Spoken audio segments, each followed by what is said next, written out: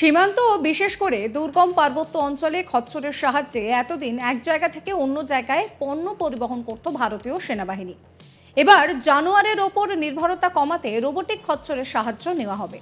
এই রোবোটিক খচ্চরগুলি সামনের পোস্টে সৈন্যদের জন্য সামগ্রী বহন করবে, এই সিদ্ধান্তই নেওয়া হয়েছে। এছাড়াও সেনাবাহিনীর লজিস্টিক ড্রোন কেনার কথাও ভাবনা চিন্তা করা হচ্ছে, অর্থাৎ পণ্য বহনকারী ড্রোনের ওপরও জোর দেওয়া হচ্ছে যাতে প্রত্যন্ত অঞ্চলে যাতায়াত খরচ কম হয়ে যায়। এছাড়াও দ্রুত পণ্য সরবরাহ করতে হবে। এছাড়াও সেনাবাহিনী লজিস্টিক ড্রোন কেনার কথা ভাবছে যাতে করে প্রত্যন্ত অঞ্চলে যাতায়াতের খরচ কমে যায়। পাহাড়ি এলাকায় সেনাবাহিনী এখন পশু পরিবহনের জন্য ট্রাক, অল টেরেইন ভেহিকল বা রাগড ভেহিকল ব্যবহার করছে। প্রসঙ্গত, খচ্চর ঐতিহাসিকভাবে উঁচু ও দুর্গম পাহাড়ি পণ্য বহনে সাহায্য করে। পরিকাঠামোর বিকাশের সঙ্গে পশুদের মাধ্যমে পরিবহন বৃদ্ধি পেয়েছে। এটিভি এবং আরটিভি তাদের জায়গা নিচ্ছে। এগুলোর মাধ্যমে দ্রুত পণ্য পৌঁছে দেওয়া যাবে, তাতে পশুদের কষ্ট হবে না। এখন যান্ত্রিক বাহকদের মধ্যে একটি নতুন নাম যোগ হতে চলেছে, সেটি হচ্ছে রোবোটিক খচ্চর। এই ধরনের রোবোটিক খচ্চর তৈরি করা হচ্ছে। রোবোটিক খচ্চর যে কোনো উঁচু নিচু রাস্তায় হাঁটতে পারবে, 70 থেকে 80 কেজি ওজন তুলতে পারবে।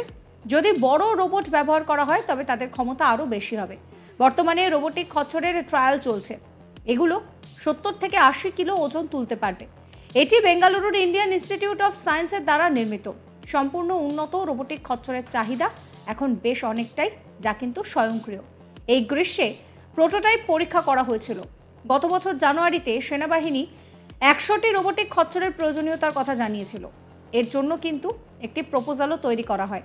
চেষ্টা হচ্ছে এই রোবোটিক খচ্চরগুলি একটি দেশীয় কোম্পানি থেকে আনার। সেনাবাহিনীর দাবি ছিল রোবোটিক খচ্চর এমন হওয়া উচিত যাতে তারা যে কোনো ধরনের ট্রেনে ভ্রমণ করতে পারে। এগুলো পড়ে গেলে আপনা আপনি উঠে যেতে পারে, আবার নিজেই রাস্তায় ফিরে যেতে পারে। এছাড়াও তাদের যে কোনো ধরনের বাধা অতিক্রম করতে স্বয়ংক্রিয় একটা ক্ষমতা থাকবে। খচ্চর ঐতিহাসিকভাবে উঁচু ও দুর্গম পাহাড়ি পণ্য পরিবহনে সাহায্য করবে। পরিকাঠামোর বিকাশের সঙ্গে পশুদের মাধ্যমে পরিবহন বৃদ্ধি পেয়েছে।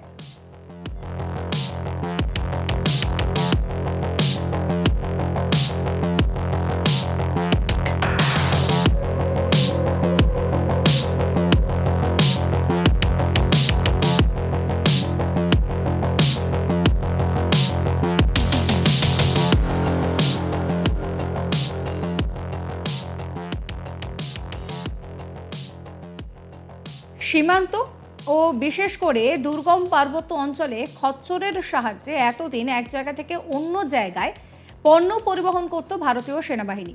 এবার জানোয়ারের ওপরে নির্ভরতা কমাতে রোবোটিক খচ্চরের সাহায্য নেওয়া হবে।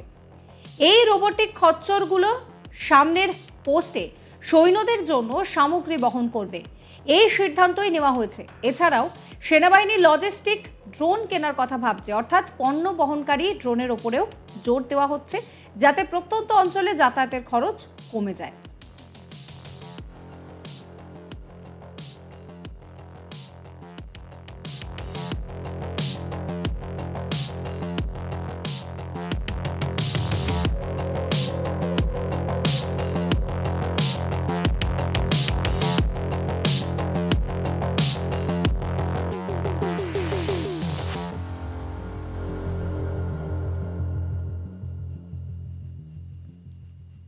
এছাড়াও দ্রুত পণ্য সরবরাহ করতে পারবে এই রোবোটিক খচ্চর। এছাড়াও সেনাবাহিনী লজিস্টিক ড্রোন কেনার কথা ভাবছে যাতে প্রত্যন্ত অঞ্চলে যাতায়াতের খরচ কিছুটা হলেও কমে যায়। পাহাড়ি এলাকায় সেনাবাহিনী এখন পশু পরিবহনের জন্য ট্রাক ব্যবহার করে। প্রসঙ্গত, খচ্চর ঐতিহাসিকভাবে উঁচু ও দুর্গম পাহাড়ে পণ্য পরিবহন করতে সাহায্য করে। পরিকাঠামোর বিকাশের সঙ্গে পশুদের মাধ্যমে পরিবহন বৃদ্ধি পেয়েছে।